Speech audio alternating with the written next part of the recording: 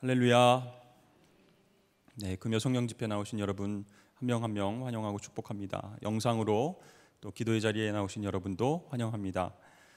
사실 코로나 때문에 우리가 현장 예배를 자유롭게 드리지 못하지만 코로나나 어떤 질병이나 어떤 환난과 지진과 재앙이 있을지라도 주님 오실 때까지 주를 향한 찬양과 기도는 멈추지 않게 될 줄로 믿습니다.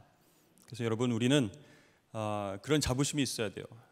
주님과 교제하고 주님과 동행하면서 승리해내는 그리스도인이다 라고 하는 자부심을 가지고 예배의 자리, 찬양의 자리, 기도의 자리에 함께 오실 수 있기를 축복합니다. 그리고 한 가지 부탁드릴 것은 앞자리에 좀 앉아주시면 좋겠어요. 거의 이제 중간 뒤에서부터 이제 앉으셔서 제가 이제 눈을 마주치려면 눈이 피곤해요. 이렇게 눈이 저쪽으로 떠야 되니까 앞쪽으로 오셔서 앉아도 괜찮습니다. 금요일 날은 찬양대가 없으니까, 수요일 날도 찬양대가 없으니까 앞쪽부터 앉아주시면, 혹시 제 침이 두려워서 뒤로 가신 것이라면 더 조심하겠습니다. 이렇게 요 앞까지만 떨어질 수 있도록 할 테니까 다음부터는 앞쪽에 오셔서 같이 찬양하고 기도하고 말씀 드렸으면 좋겠습니다. 네, 지난 수요 예배 때 우리 김현민 목사님, 강사 목사님 모시고 기도 세미나를 우리가 개최했습니다. 그래서 사실 우리가 그 기도가 우리 본당에 쌓여 있다 그런 말씀을 하셨어요. 그리고 저도 다른 교회 가면 본당에 먼저 기도를 하게 되는데 포근한 느낌이 있어요. 성령께서 이렇게 우리를 안아주시는 그런 느낌이 있습니다. 그것이 정말 우리 성도들이 하나님 앞에 기도하는 그 자리가 정말 뜨거워졌을 때 그 기도가 그 성전을 정말 따뜻하게 에워싸는 것을 느끼게 됩니다. 그래서 우리 산성교회가 기도 세미나를 통해서뿐만 아니라 새벽 제단을 통해서, 공예배를 통해서 이 자리가 정말 기도로 채워지고 또 하나님의 귀한 음성과 또 하나님의 능력을 경험하시는 아름다운 자리가 되길 축복합니다. 그 세미나를 들으면서 경험하고 느낀 것이 있었습니다. 하나님께서 말씀으로 세상을 창조하셨잖아요. 무에서 유를 창조하셨잖아요. 그래서 혼돈, 케이아스, 그런 상태에서 질서, 코스모스가 됐다. 그리고 그 공허함 가운데에 채움이 있었다, 이렇게 이야기를 하셨습니다. 주요한 역할이 뭐예요? 하나님 말씀이라는 거예요. 그러니까 우리가 내 힘으로 또 내 의지로 내 안에 있는 것을 끄집어내서 기도하기가 한계가 있다는 거죠. 우리는 알고 있어요. 우리 안에 영적인 요소가 그렇게 강하지 않다는 걸 알고 있어요. 그래서 내 힘과 의지로 기도하기 위해서는 정말 몸부림을 쳐야 되는데 잘 안 되는 거죠. 그래서 세미나를 통해서도 우리가 느꼈지만 하나님의 말씀 붙잡고 기도하는 것이 참 중요합니다. 하나님 말씀을 우리가 묵상하고 외우고 설교 말씀을 다시 기억하고 다시 우리의 언어로 선포하고 이런 과정이 있어야 하나님의 말씀을 붙잡고 기도할 수 있다는 거예요. 그러면 내가 막 짜내고 노력하고 기도해야지, 1시간 해야지, 너무 힘들게 기도의 시간을 채우려고 노력하는 것이 아니고 말씀 붙잡고 우리 기도할 때 성령께서 우리를 풍성하게 기도의 자리로 인도하실 줄로 믿습니다. 그래서 금요 성령 집회도 그냥 기도를 계속하면 되는데 말씀 듣는 거예요.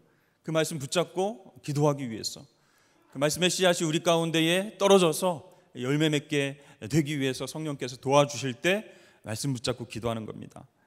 그래서 오늘도 야고보서 말씀 붙잡고 함께 기도할 수 있기를 원합니다. 자, 야고보 사도는요, 우리 그리스도인들이 고통과 환난 당할 때에 하나님과 사람을 원망하기를 그치고 그 대신 기도하라, 그 대신 찬송하라, 이렇게 권면하고 있습니다. 사실 우리가요, 감정적으로 막 스트레스를 받고 힘든 일을 당하게 되면 어떻게 될까요? 불평불만이 튀어나오게 되어 있습니다. 영적으로 유익이 안 되는 말, 막 속에 막 꾹꾹 참아뒀던 말, 이런 말들이 막 툭 하고 터지게 되어 있어요. 그리고 이제 쓸데없는 말들을 하는 거예요. 자기가 지키지도 못할 맹세들을 하고 또 내가 이거 이렇게 안 되면 내가 이렇게 할 거야, 뭐 맹세를 하기도 하죠. 그렇게 감정적으로 하나님 앞에서도 불평불만하고 또 하나님 앞에 가까이 나가지 못하는 것을 우리가 경험하게 됩니다. 그래서 야고보 사도는 어려움을 당할 때, 고난이 있을 때 하나님께 기도하라, 그리고 찬양하라, 불평불만하지 말고 되지도 않는 맹세하지 말고 기도와 찬양 가운데 나아가라, 이렇게 말씀합니다. 13절 말씀 다시 한번 보여주실까요? 너희 중에 고난당하는 자가 있느냐? 그는 기도할 것이요, 즐거워하는 자가 있느냐? 그는 찬송할지니라, 이렇게 말씀합니다. 기도와 찬송을 같은 레벨로 보고 있는 것이죠. 첫 번째로 고난을 만날 때 기도하라, 이렇게 가르치고 있습니다. 여러분, 고난에 빠져 보셨죠? 어려운 일 당해 보셨죠? 그때 가장 위험한 일이 무엇이겠습니까? 그 고난만 바라볼 때, 그때가 가장 위험한 시기라는 거예요. 그러면요, 막 원망과 막 실망과 또 질투와 분냄과 막 이런 것들이 올라옵니다. 그러므로 고난 속에서 이것이 정말 하나님의 뜻 가운데, 섭리 가운데 나에게 허락하신 고난이다라고 생각되어질 때 바로 기도해야 된다는 거예요. 그 고난 속에서 하나님을 바라봐야 된다는 거예요. 어떤 사람이 절벽에서 구조를 기다리면서 위험에 빠져 있습니다. 영화 같은 데 보면 막 위험하게 대롱대롱 매달려 있는 상황이죠. 그때 이제 구조대원이 헬기를 타고 나타나거나 아니면 위에서부터 구조를 하려고 기다리고 있습니다. 그러면서 하는 얘기가 어떻게 해요? 절대로 밑을 내려다보지 마십시오, 아래를 내려다보지 마십시오, 이렇게 얘기를 합니다. 왜요? 그러면 구조당하기도 전에 큰 두려움에 빠져서 어떻게 나 죽을 것 같아 하다가 이제 바둥바둥 그렇게 흔들다가 더 위험해질 수 있는 그런 상황이 되기 때문에 밑을 쳐다보지 말고 위를 보십시오, 구조대원을 보십시오, 이렇게 큰 소리로 외칩니다. 마찬가지로요, 우리가 고난을 만나게 되면요, 그 고난 바라보면 절망하게 됩니다. 너무 커 보이는 거예요. 나한테 이런 큰 시련이 왜 왔지? 하면서 더 깊은 절망과 수렁에 빠지게 됩니다. 그런데 기도하게 되면, 기도의 줄을 붙잡게 되면 하나님만 바라보게 되어 있어요. 그래서 우리가 소망을 얻고 믿음을 가지고 이제 곧 지나갈 것이고, 하나님께서 이 고난을 통해서 나를 더 단단하게 하실 것이고, 나를 구해 주셔서 더 큰 믿음으로 승리하게 하실 것이다 라고 하는 그런 확신을 주셔서 그 위기를 넘어갈 수 있게 도와주신다는 거예요. 여러분, 고통과 아픔이 찾아왔을 때에 쉽게 원망하거나 함부로 말하는 것을 스탑하시고 하나님께 기도하시길 주의 이름 축복합니다. 여러분, 기도를 통해서 하나님 바라보면 어떻게 될까요? 하나님을 의지하면 어떻게 될까요? 자기 감정에 따라서 함부로 맹세하지 않게 됩니다. 함부로 절망하거나 실망하지 않게 됩니다. 그래서 하나님께서 주시는 참 평강을 경험하게 되는 거예요. 더 좋은 것은요, 하나님께서 그 고난을 통해서 우리를 단단하게 만드십니다. 영적인 근육을 단련시켜 주시는 거예요. 그래서 그 다음에 더 큰 어려움이 왔을 때 이 영적 근육이 단련되어 있으니까 튕겨져 나가는 거죠. 어떠한 충격에도 버틸 수 있는 힘을 주신다는 거예요. 그래서 계속적으로 하나님만 바라볼 수 있게 하시려고 우리 가운데의 고난을 또 환난을 허락하실 때가 있다는 것입니다. 자, 그래서 하나님을 바라보는 그 훈련이 바로 기도의 시간이다라는 거예요. 그러므로 우리가 이게 고난이구나, 정말 하나님께서 허락하신 환난이구나 할 때 기도하기로 결단하고 무릎을 꿇어야 됩니다. 그 자리에서 하나님을 바라봐야 된다는 거예요. 그래야 우리가 영적으로 유익을 얻을 수 있고 또 영적 근육을 길러서 다음 더 큰 환난이 올 때 이겨낼 수 있다는 거죠.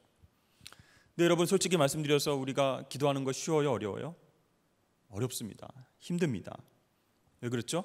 우리가 육신을 가지고 있기 때문에, 연약함이 있기 때문에 기도하는 게 사실은 눈에 확 보이는 하나님을 만나고 서로 막 이렇게 꽁냥꽁냥 대화하고 주님 I love you, 사랑해요 하면 하나님께서도 그 음성으로, 자비하신 음성으로 나도 너를 사랑하는, 이렇게 막 뭐가 오고 가고 해야 재미있고 막 좋을 텐데, 그게 아니고 막 벽에다 하는 얘기 같고, 내가 아무리 외치고 기도해도 하나님 응답 안 하시는 것 같고 힘들어요.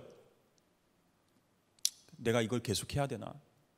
하나님 어디까지 내 기도를 들어주실까? 내가 어떻게 해야지 하나님 움직이실까? 막 이런 의심도 들고 힘들어요. 근데 여러분, 기도하는 것이 힘들다고 했을 때 그 근본적인 원인은 뭐냐면, 우리가 하나님을 진심으로 사랑하지 않기 때문에 기도로 만나고 기도로 교제하는 게 힘든 거예요.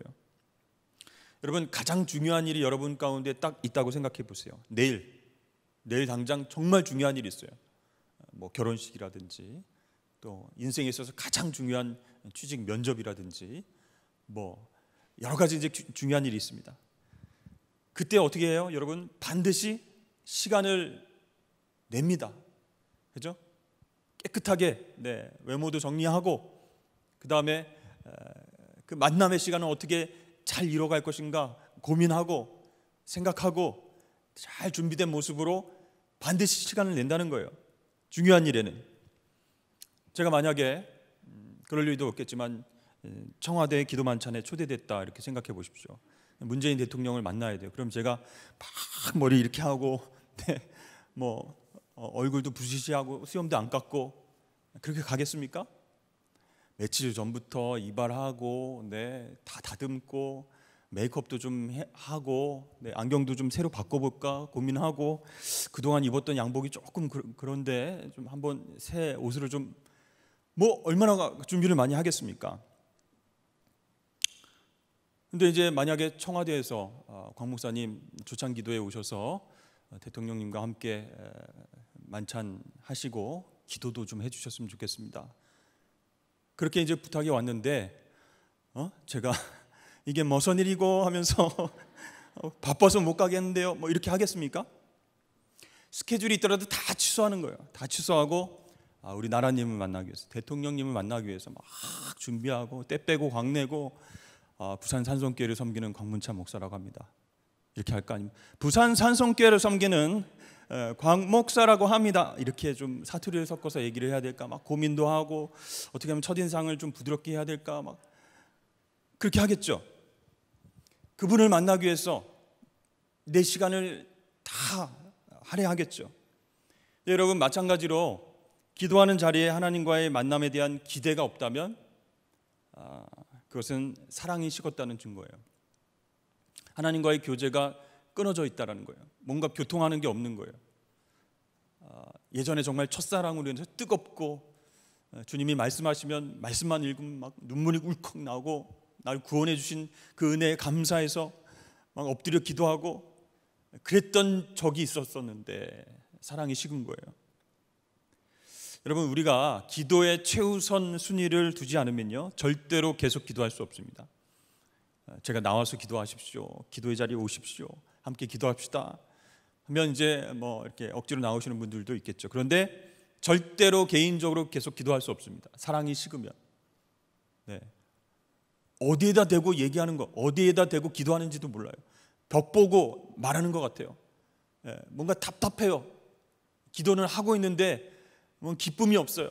통하는 게 없는 것 같아요. 영적으로 공허해요. 막 그래서 내 마음속에 막 무질서한 모든 것들이 기도하지 말아라, 그거 왜 하냐, 시간 낭비다, 막 이렇게 막 시켜요. 여러분, 그런데요, 우리 그리스도인들이 기도가 익숙하지 않으면 한순간에 세상 방식으로 생각합니다. 사탄이요, 얼마나 빠른지요, 이 생각을 통해서 쑥 들어옵니다. 그래서 베드로가 주는 그리스도시요 살아계신 하나님의 아들이십니다, 이렇게 신앙 고백을 한 이후에 하나님의 일을 생각하게 해야 되는데 사람의 일을 생각하게 사탄이 쑥 들어옵니다. 그래서 주님 십자가만큼은 안 됩니다, 결코 이 일이 이루어져서는 안 됩니다, 이렇게 예수님의 십자가의 길을 방해하잖아요, 막잖아요. 그러니까 기도가 익숙해지지 않으면, 기도가 내 삶의 우선순위가 되어 있지 않으면 한순간에 세상 방식으로 생각하게 되는 거예요. 그리고 세상의 기준으로 딱 일을 결정해 버리는 거예요.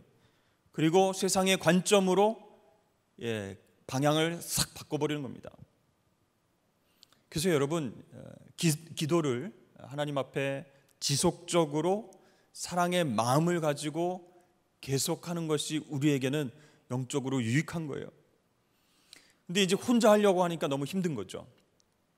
내가 결단하고 내가 포기하고 내가 게을러서 넘어졌다가 다시 한번 예배를 통해서 회복하고 한번 해보자 하는데 또 안 되고, 그래서 여러분, 함께 기도하는 기도의 동역자가 필요한 겁니다. 카톡을 통해서, 요즘 SNS 통해서 기도 제목 나누고, 또 기도 시간을 정해서 함께 중보 기도하고, 급한 기도 제목이 있으면은 서로 기도의 동역자들한테 나누어 주어서 함께 기도하는, 믿음으로 기도로 같이 교제할 친구가 필요하다는 거예요. 그래서 이렇게 함께 기도하는 것에 또 익숙해 있지 않으면요, 고난을 만나도 누구한테 기도 부탁을 할 사람이 없는 거예요. 이 얘기하면은 좀 창피하지 않을까? 자존심이 상하는데 이런 얘기까지 해야 되나? 이런 기도 부탁도 해야 되나? 기도해 본 적이 없으니까, 기도를 부탁해 본 적이 없으니까 에이, 그냥 혼자 해보지 뭐, 이렇게 되는 거예요. 그러다가 의지적으로 이제 떨어지면은 포기하게 되고 기도를 안 하게 됩니다. 그런 의미에서 여러분, 함께 기도할 기도의 동역자를 만드실 수 있기를 축복합니다. 기도 계속할 수 있도록요, 서로 자극해주고 격려하고, 이 기도가 삶의 우선순위가 될 수 있도록 영적으로 끌어줄 수 있는 동역자가 필요하다는 거예요. 그렇게 할 때에 정말 우리는 하나님을 계속적으로 사랑하는 마음 갖고 기도하게 될 줄로 믿습니다. 여러분, 눈치채신 분도 있으시겠지만 올해부터 제가 금요 성령 집회 말씀을 전할 때는 계속 기도에 관한 주제로 했습니다. 네, 모르셨죠? 네, 계속 기도에 대해서 이야기를 했어요. 그런가 보다, 성령 집회 때 기도 뭐 여러 가지 말씀하시겠지 했지만 핵심은 여러분 기도였습니다. 네, 그 이유가 있어요. 여러분, 제가 계속적으로 기도를 강조하는 이유가 있습니다. 또 말씀과 더불어서, 말씀 묵상과 더불어서, 큐티와 더불어서 기도를 해야 되는 이유가 분명히 있는 거예요. 그래야 하나님을 지속적으로 사랑하고 영적으로 교제할 수 있기 때문에, 세상이 줄 수 없는 평안을 우리가 얻을 수 있기 때문에 그런 거예요. 또 여러분, 오늘 말씀에 즐거운 자는 찬송할지어다 이렇게 말씀합니다. 네, 즐거울 때 기도하면 안 되나? 왜 즐거울 땐 찬송할지어다 이렇게 말씀하고 있죠? 여러분, 사람이 기분 좋으면 어떻게 됩니까? 여러분, 기분 째진다 이런 얘기 하죠. 네, 어디가 째지는지 모르겠지만 하여튼간 좋으면은 막 큰 소리 치고 막 감정적으로 막 흥분해서 함부로 약속하는 일들이 생긴다는 거예요. 좋아. 다 좋아. 그 내가 다 해줄게. 원하는 게 뭐야? 말만 해. 이렇게 소원을 말해봐. 이렇게 했다가 이제 나중에 큰 코 다치게 됐죠. 후회할 일이 생기게 되는 거예요. 기분이 너무 좋아서 자기 마음속에도 없던 말을 그냥 입에서 툭 이렇게 해버리는 겁니다. 허언증이 심한 사람들 특별히 그렇죠. 큰 소리치고 내가 다 해줄게. 그리고 그거 내가 이렇게 며칠 만에 뭐 이렇게 해줄게. 이렇게 맹세하고. 예수님 시대에 이제 헤롯 왕이 결혼을 6번이나 했습니다. 원래는 이제 동생이 아내인데, 사실 이게 법적으로나 또 도덕적으로나 이게 있어서는 안 되는데, 이 헤로디아와 함께 또 이제 결혼을, 이 헤로디아의 딸이 이 헤롯 왕 앞에서 막 춤을 추는 거예요. 왜 춤을 췄을까요? 뭐 아이돌도 아닌데 왜 춤을 췄죠?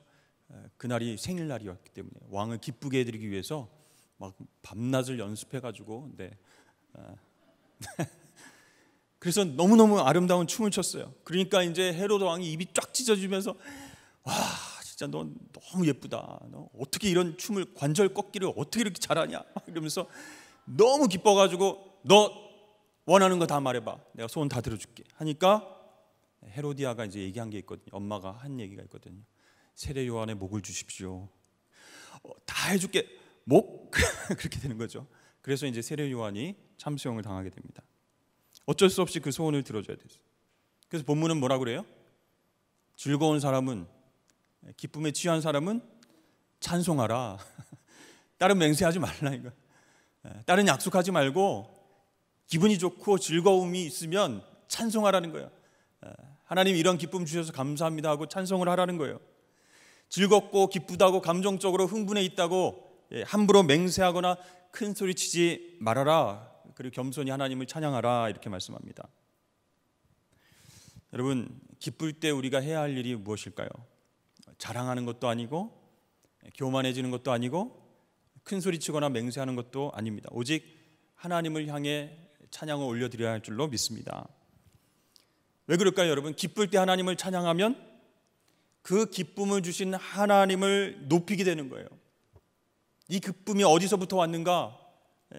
내 감정에서부터 잠깐 반응하는 것인가? 그게 아니고 하나님이 이 기쁨을 주셨구나, 이런 평안함을 주셨구나, 그러면서 하나님을 찬양할 때 기쁨이 배가 되는 거고 하나님께 영광 올려드릴 수 있어요.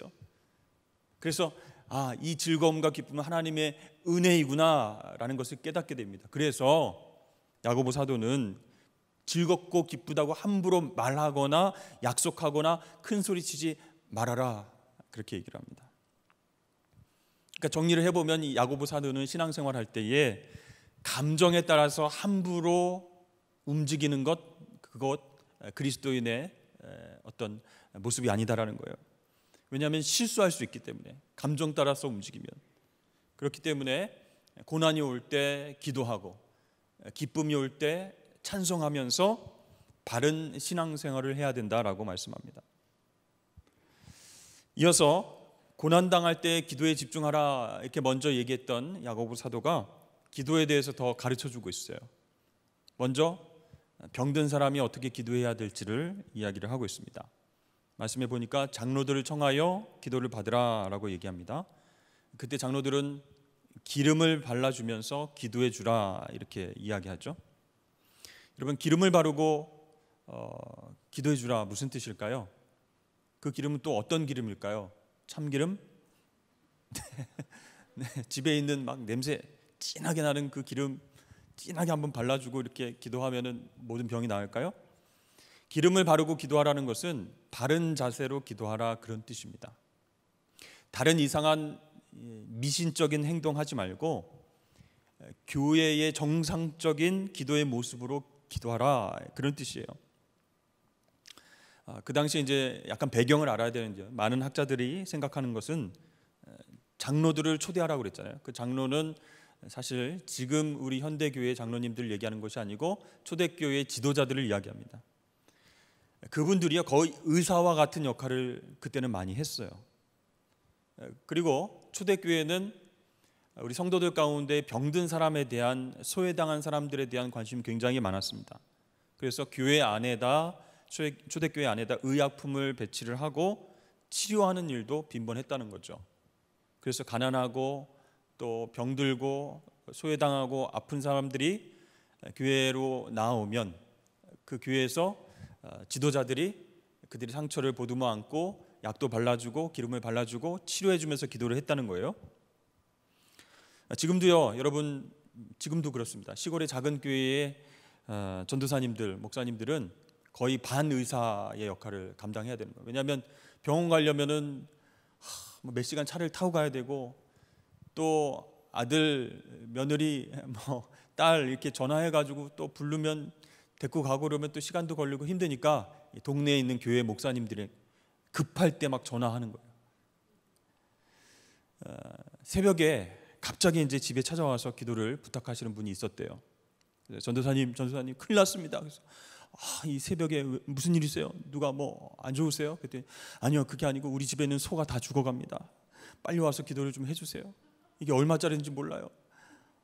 잘 아시잖아요, 전도사님. 이 송아지 죽으면 큰일 납니다.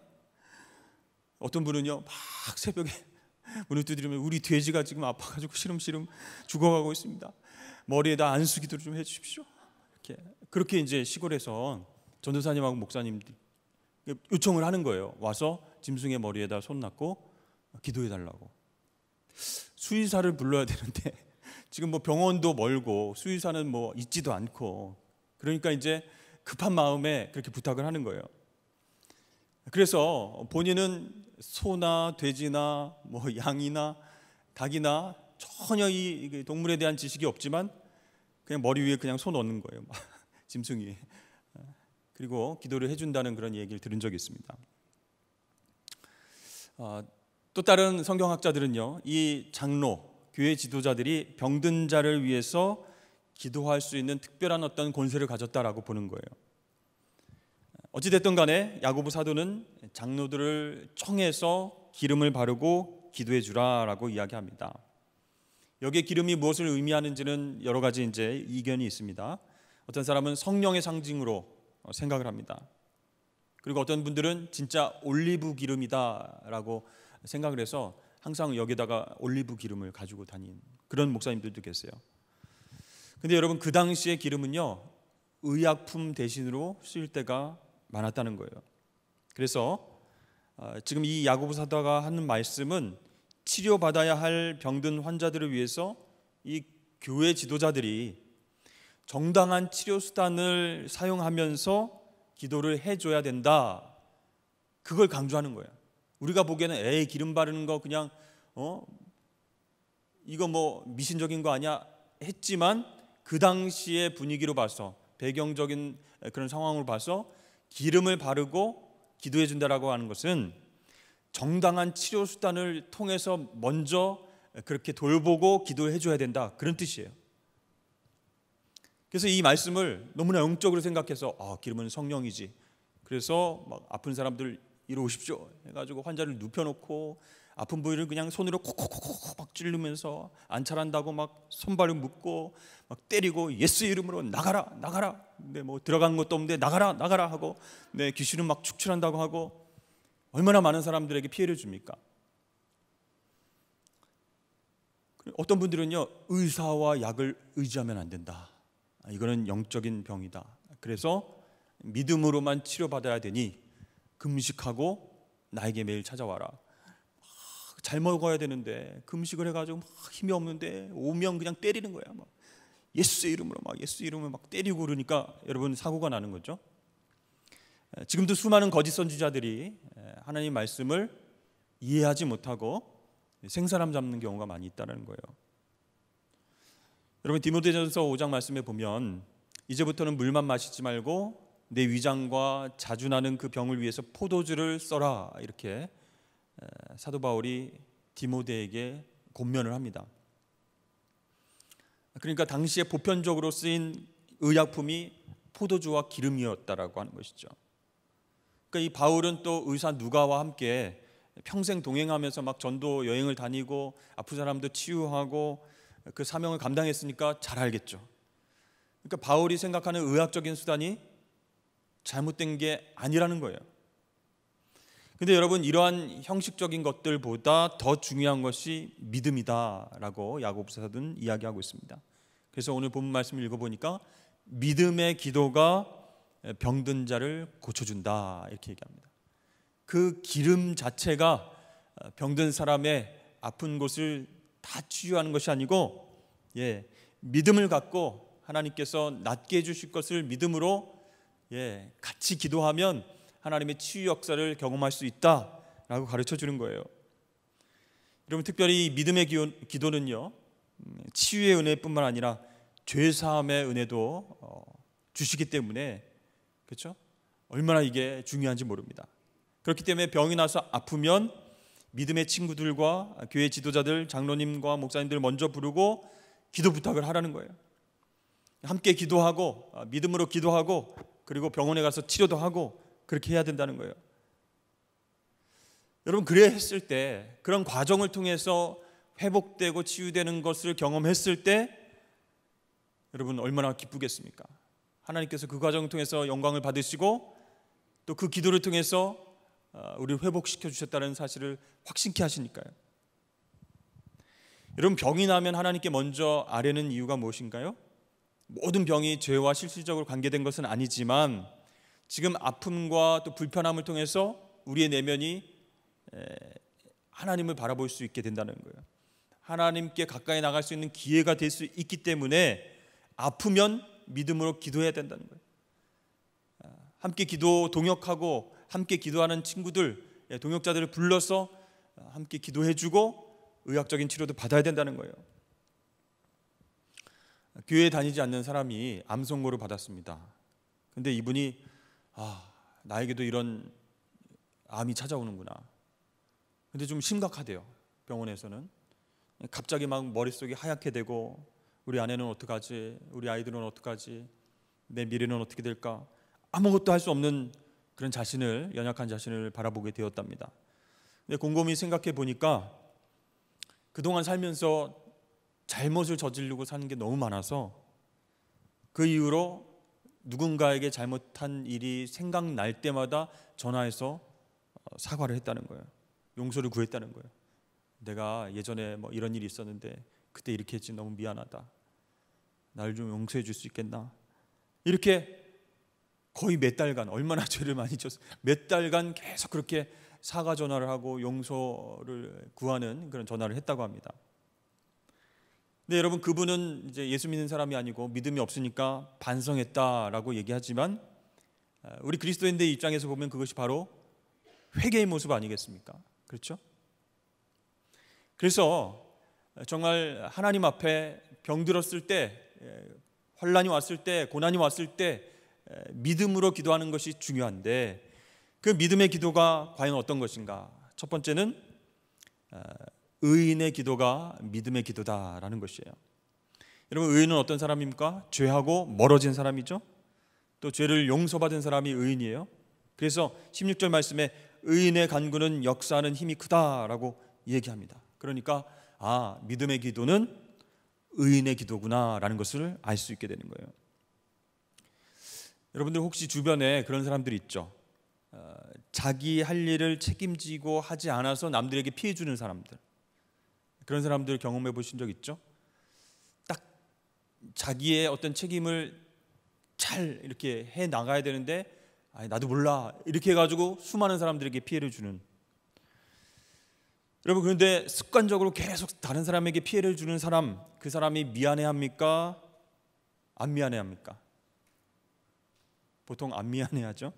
습관적으로 피해를 주니까 이건 미안해할 거 아니다라고 그냥 해버리는 거예요. 근데 여러분, 어쩌다가 실수를 하는 사람은 어떻게 될까요? 너무너무 미안해하는 거예요. 미안해. 죄송합니다. 잘못합니다. 습관적으로 약속을 어기고 피해를 주는 사람은 미안해하지 않지만, 어쩌다가 실수를 하는 사람은 정말 미안한 그런 사과를 하는 거예요. 하나님 보시기에 습관적으로 죄를 짓고 나 몰라라 하고 사는 사람과 어쩌다가 죄를 짓고 아이고 하나님 용서해 주세요, 누가 더 친근감이 있을까요? 하나님 입장에서 보면. 여러분, 우리가 하나님의 말씀을 어기고 죄된 삶에 빠져 살 수 있습니다. 그런데 그게 어쩌다 그렇게 돼야죠. 계속 습관적으로 그렇게 하다가 결정적인 순간에 뭐 암이 걸렸다, 아니면 뭐 큰일 났다, 죽음이 생명이 왔다 갔다 한다. 그때 하나님 용서해 주세요. 그러면 하나님께서 어떻게 생각하실까? 여러분, 하나님은 말씀대로 순종하려고 노력한 사람이 어쩌다가 실수했을 때, 죄를 저질렀을 때 전심으로 회개하는 것, 그것을 받아주신다는 거예요. 그 기도를 들어주신다는 거예요. 그래서 의인의 간구는 역사하는 힘이 크다라는 거예요. 여러분, 다윗이 얼마나 큰 죄를 지었습니까? 그런데 하나님 앞에 가슴을 찢으면서, 그렇죠? 통에 자복하면서 하나님 앞에 회개했죠. 그래서 하나님은 다윗을 의인으로 여기셨고 그에게 은혜와 사랑을 베풀어 주셨습니다. 그렇기 때문에 의인의 기도가 믿음의 기도다. 또 두 번째는 이 믿음의 기도는 남을 위한 기도다라는 것이에요. 이게요, 여러분, 내가 그렇게 해야지 해서 되는 게 아니라 하나님 사랑하는 마음이 커지면요, 이타적이 되는 거예요. 사람이 본성을 누르고 하나님을 바라보기 때문에 이타적인 마음이 생기는 거예요. 그래서 나를 위한 기도, 나의 성공과 건강과 나의 모든 것을 위한 기도보다 불쌍한 영혼들을 위한 기도가 먼저 나오는 거예요. 이웃사랑의 마음이 커지게 되는 거예요. 그러면 그 불쌍한 영혼들, 이웃들을 돌아보고 그들을 위해서 기도하게 된다는 거예요. 그래서 믿음의 기도는 두 번째로 남을 위한 기도다, 이웃을 위한 기도라는 거예요. 여러분, 사실 나만을 위해서 기도하는 것과 불쌍한 영혼들, 꼭 기도가 필요한 사람들을 위해서 기도해 주는 것, 응답이 뭐가 더 잘 될까요? 네. 서로를 위해서 기도해 주는 그 중보 기도가요, 여러분, 사실 더 응답이 잘 되는 거예요. 왜냐하면 이게 하나님 마음으로 하는 기도이기 때문에, 사랑의 기도이기 때문에 그렇습니다. 세 번째 믿음의 기도는 간절한 기도예요. 우리가 오늘 본문은 아니지만 17절에 가보면 엘리야의 기도를 소개하면서 그가 간절히 기도했다 이렇게 이야기를 합니다. 네, 여러분, 아무리 간절히 기도해도 정력으로 쓰려고 하면 응답이 없는 거예요. 그러니까 올바른 기도를 드리면서 간절히 기도할 때 하나님께서 응답하신다. 엘리야 같이 큰 선지자니까, 하나님 쓰시는 사람이니까 3년 동안의 가뭄과 그런 어려움 가운데에 비를 내려주옵소서 기도했을 때 바로 비를 주시지, 우리 같은 사람이 기도한다고 그렇게 하나님 역사하시겠어? 그게 아닙니다. 왜냐하면 17절에 엘리야는 우리와 성정이 같은 사람이로되 이렇게 말해요. 똑같은 사람이라는 거예요. 뭔가 차이가 있는 사람이 아니라는 거예요. 연약한 인간이라, 이세벨이 막 죽이려고 쫓아올 때 막 도망가서 나를 죽여주십시오, 하나님 못 살겠습니다, 이렇게 연약한 모습을 보였던 사람이 엘리야입니다. 갈멜산의 그 큰 영적인 전투에서 승리를 경험했음에도 불구하고 영적인 침체를 겪게 되는 연약한 사람이에요. 강철 같은 마음, 흔들리지 않는 믿음, 그래서 기도하면 막 불이 떨어지고 그런 사람이 아니라 우리와 똑같은 성정을 가진 사람이 엘리야다. 그래서 그 엘리야 이야기를 왜 야고보 사도가 하겠습니까? 우리도 최선을 다해서 하나님 사랑하고 그분의 뜻대로 살려고 노력하고, 그러다가 가끔씩 죄 때문에 넘어지면 회개하고 하나님의 은혜로 다시 일어나고, 나보다 이웃을 더 사랑하는 마음으로 그들을 위해서 중보 기도하고, 그렇게 간절히 열정적으로 기도할 때 하나님은 그 기도에 응답해 주신다라고 말씀하고 있어요. 자, 이렇게 야고보 사도는요, 믿음과 능력의 기도에 대해서 계속 이야기를 하면서 한 가지 중요한 부분을 이야기하는데, 그것이 바로 우리가 사랑의 공동체가 되어야 된다는 거예요. 16절 말씀에 서로를 위해 기도하라 이렇게 시작해서 서로 죄를 고백하라, 또 읽지는 않았지만 19절 20절에 이웃을 구원으로 인도하라 이렇게 말씀합니다. 그러니까 기도하는 사람들은 사랑의 공동체 안에서 기도해야 된다는 거예요. 서로를 위해서 기도하라, 서로 죄를 고백하라. 사실 이제 기도하는 것은 할 수 있는데 내 죄를 서로 고백하면 창피한데 가능한가? 사실 죄는 하나님께 은밀히 이렇게 고백해야 되는 것 아닌가? 이게 침묵으로 다른 사람이 안 듣도록 좀 이제 이번 주에 이런 죄를 지었는데 하나님 듣나 안 듣나 이렇게 하면서 그렇게 해야 되는 거 아닐까? 그런데 여러분, 다시는 그런 죄를 하나님 앞에서 짓지 않겠다라고 강력하게 결단을 하려면 믿음의 공동체 안에서 사람들 앞에서 고백하는 것이 도움이 된다는 거예요. 근데 여러분, 잘 모르는 사람들 같이 모였는데 자기의 적나라한 죄를 다 이렇게 얘기하는 그런 얘기가 아니고요.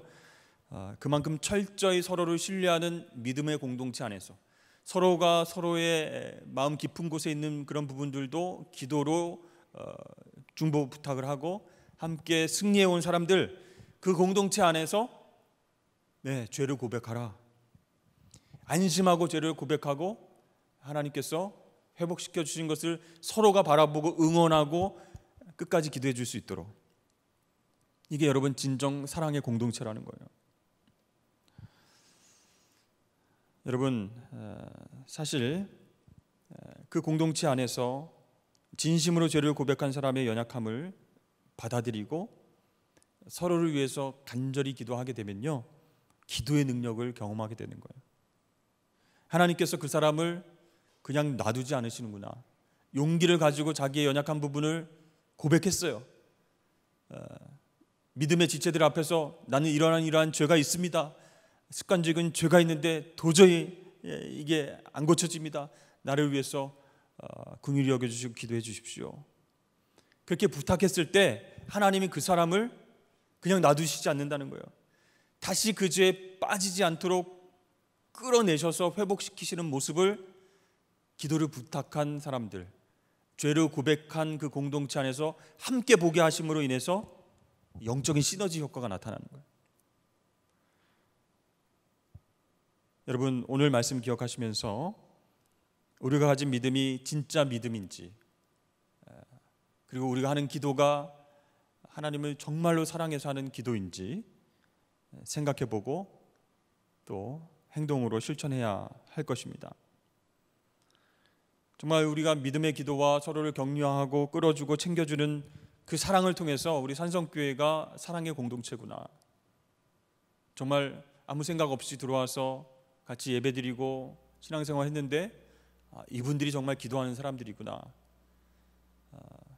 나의 연약함을 다른 사람들에게 알리지 않고 쉽게 발설하지 않고 비밀을 지켜주면서 눈물로 기도해 줬구나, 이렇게 사랑의 공동체로 서로를 위해서 기도해 주는 일들이 일어날 때 여러분, 하나님 영광 받으시고 온전한 회복이 일어나게 될 줄로 믿습니다. 리처드 포스터는요, 하늘나라는 무릎으로 올라간다, 이런 얘기를 했습니다. 야고보 사도를 두고 한 말이 아닌가 싶습니다. 야고보 사도는 얼마나 무릎을 꿇고 기도를 많이 했던지 무릎이 완전히 이렇게 툭 튀어나와가지고 낙타 무릎처럼 변형이 됐다고 합니다. 여러분, 의인 두세 사람의 기도는 그 간구는 더욱 힘이 있다라고 했습니다. 함께 기도하는 거 너무너무 중요한 거예요. 물론 내가 골방에서 하나님을 개인적으로 만나고 기도하는 거 중요하지만 함께 동역해서 기도 부탁하고, 아플 때 같이 기도해주고, 힘들 때, 지쳐있을 때 서로가 기도를 부탁함으로 인해서 회복되는 것을 함께 보는 사랑의 공동체, 그 공동체를 꿈꾸며 여러분 함께 기도하실 수 있기를 주의 이름으로 축복합니다. 하나님, 우리의 중보를 기다리고 계세요. 뭐 언제까지 혼자만 그렇게 끙끙거리고 네 속에 아무것도 없는 거 가지고 주여 주여 하다가 끝낼래? 기다리고 계세요. 말씀 가지고 기도하기를 원하시고요, 또 연약한 이웃들을 위해서 그들을 불쌍히 여기면서 기도하기를 기다리고 계시는 거예요. 여러분, 그렇게 오늘 말씀을 기억하시면서 기도하고 승리하시는 저와 여러분 되시길 축복합니다.